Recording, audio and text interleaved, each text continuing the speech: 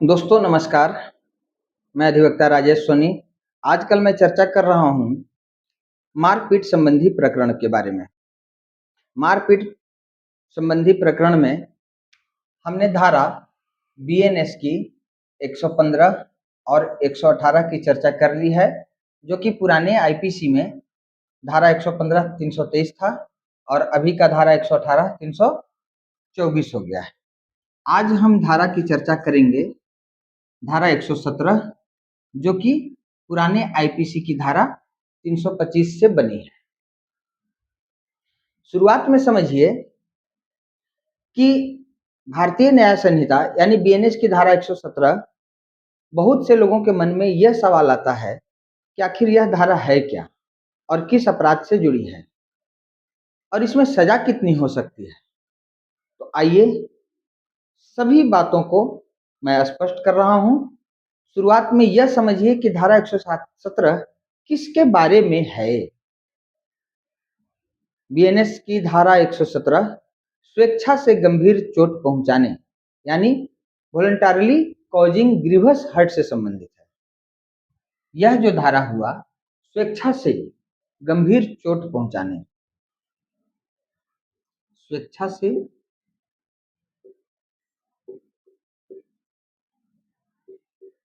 गंभीर चोट पहुंचाने के बारे में है।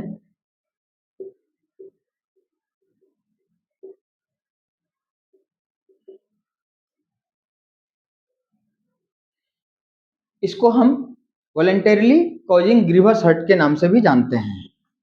वॉलंटरली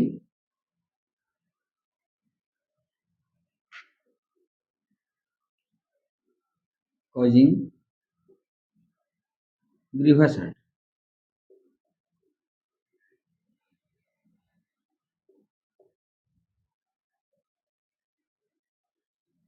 सरल शब्दों में कहें कि अगर कोई व्यक्ति जानबूझकर किसी दूसरे व्यक्ति को ऐसी चोट पहुंचाता है जो साधारण चोट नहीं बल्कि गंभीर चोट हो, तो मामला धारा 117 के अंतर्गत आ सकता है। अब यहाँ दो शब्द बहुत ही महत्वपूर्ण है। पहला शब्द है स्वेच्छा से। स्वेच्छा से का मतलब क्या होता है? स्वेच्छा से जिसको कहते हैं वॉलंटरली।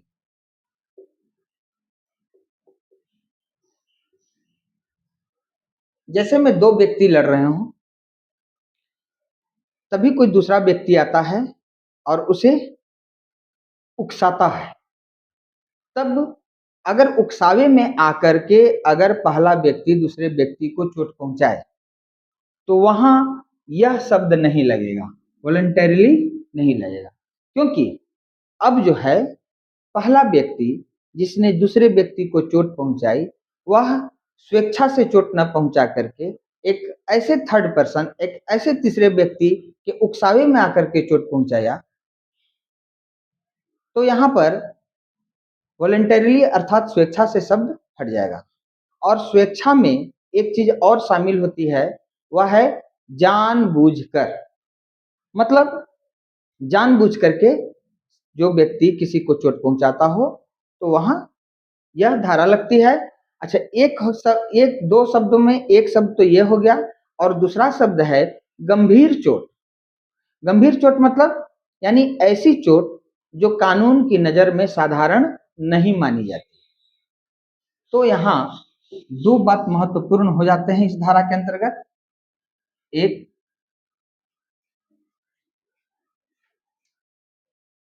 स्वेच्छा से,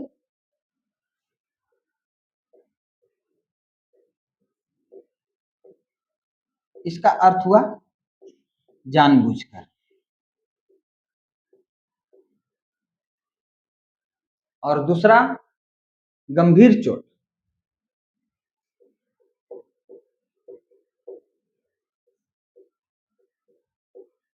गंभीर चोट क्या है?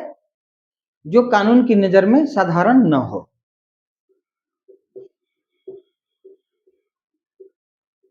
जो कानून की नजर में साधारण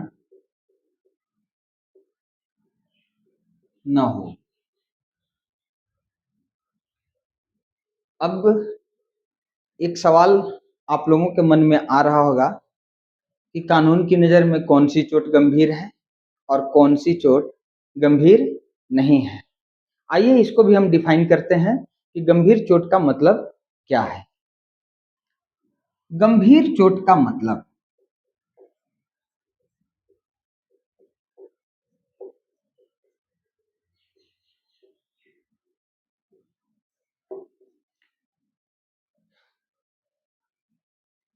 कानून में कुछ चोटें ऐसी होती हैं जिन्हें ग्रीवस हर्ट यानी गंभीर चोट माना जाता है।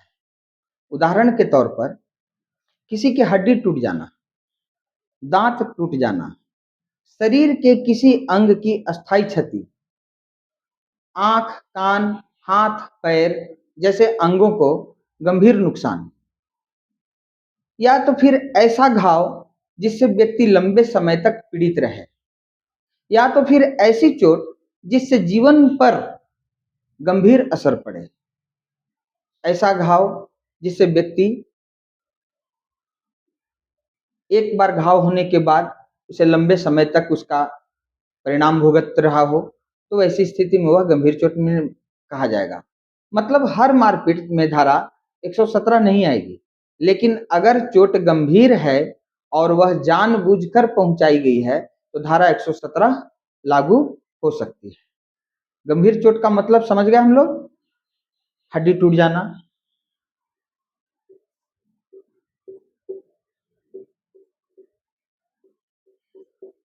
दांत टूट जाना,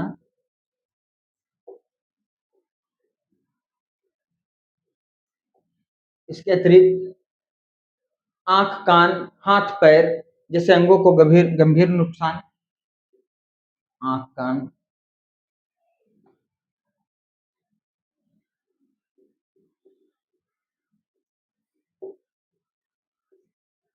हाथ, पैर आदि को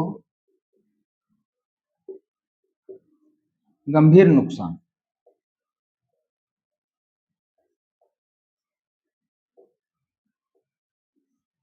आदि।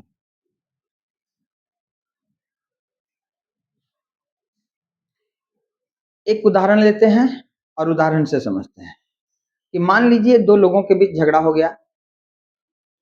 झगड़े में एक व्यक्ति ने दूसरे पर लोहे की रॉड से हमला कर दिया और उसके हाथ की हड्डी टूट गई। अब यहाँ सिर्फ मारपीट ही नहीं हुई बल्कि गंभीर चोट पहुंची है, और अगर यह बात साबित हो जाए कि चोट जानबूझकर पहुंचाई गई थी तो फिर यह मामला धारा 117 बीएनएस के अंतर्गत आ सकता है।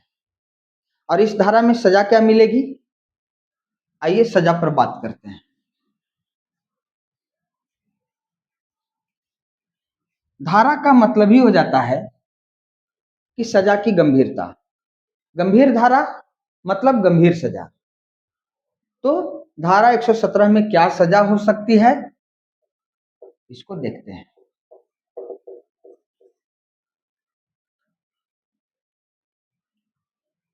यदि कोई व्यक्ति जानबूझकर गंभीर चोट पहुंचाता है तो उसके लिए कारावास और जुर्माना दोनों का प्रावधान हो सकता है।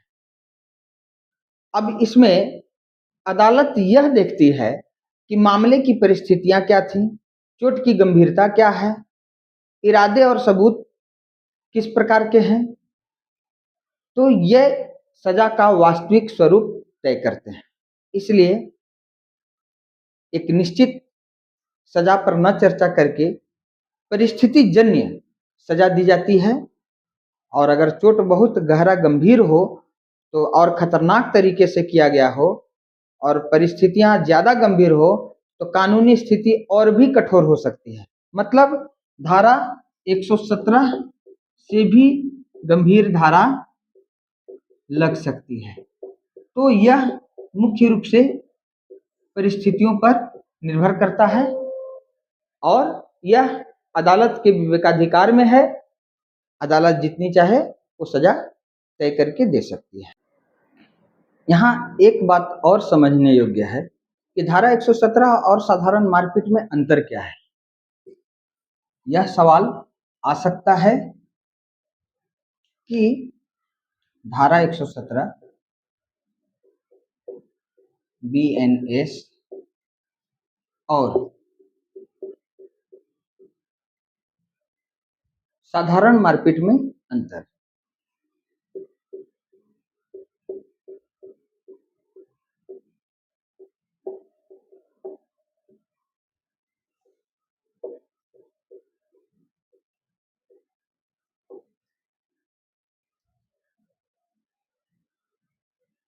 यहाँ एक बात समझना बहुत ही जरूरी है कि हर मारपीट धारा 117 नहीं बनती। अगर किसी को हल्की चोट आई है, मामूली सूजन है या साधारण चोट है तो मामला दूसरी धाराओं में जा सकता है। लेकिन जब चोट इतनी गंभीर हो जाए कि उसका शरीर पर बड़ा असर पड़े, तब धारा 117 की बात सामने आती है। यानी अंतर इस बात पर निर्भर करता है कि चोट कितनी गंभीर है, चोट जानबूझकर पहुंचाई गई है या नहीं, और मेडिकल रिपोर्ट और सबूत क्या कहते हैं। पुलिस और कोर्ट में यह कैसे देखा जाता है? जब ऐसा मामला सामने आता है तो पुलिस आमतौर पर पीड़ित का मेडिकल करवाती है, चोट की प्रकृति देखती है, गवाहों के बयान लेती है, घटना की परिस्थिति समझती है और फिर उसी हिसाब से उचित धाराएं लगाई जाती हैं। कोर्ट में भी मेडिकल रिपोर्ट बहुत महत्वपूर्ण होती हैं क्योंकि उसी से पता चलता है कि चोट साधारण है या गंभीर। आम लोगों को क्या समझना चाहिए? आम लोगों को यह समझना चाहिए कि धारा 117 हमें यह बताती है कि कानून किसी को जानबूझकर गंभीर चोट पहुंचाने को गंभीर अपराध मानता है और गुस्से में, झगड़े में या बदला लेने की भावना से अगर कोई ऐसा हमला करता है जिससे सामने वाले को गंभीर नुकसान पहुंच रहा हो तो उसके खिलाफ कड़ी कानूनी कार्रवाई हो सकती है। इसलिए किसी भी विवाद को हिंसा तक ले जाना बहुत भारी पड़ सकता है। कानून साफ कहता है कि किसी की जान, शरीर और सुरक्षा के साथ खिलवाड़ नहीं किया जा सकता। तो दोस्तों, बीएनएस की धारा 117 का मतलब है कि किसी व्यक्ति को जानबूझकर गंभीर चोट पहुंचाना। अगर चोट साधारण नहीं बल्कि गंभीर है और वह स्वेच्छा से पहुंचाई गई है तो यह धारा लागू हो सकती है और आरोपी को जेल व जुर्माने जैसी सजा हो सकती है। धन्यवाद।